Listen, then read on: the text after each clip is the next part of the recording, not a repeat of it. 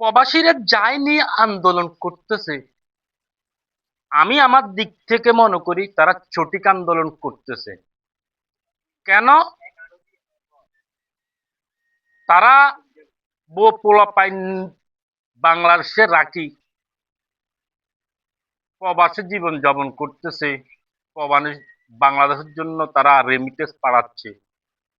সেই রেমিটেন্সের টাকা দিয়ে প্রবাসীরা বাংলাদেশ অর্থনীতিটা চটচল ভাবে চলতেছে।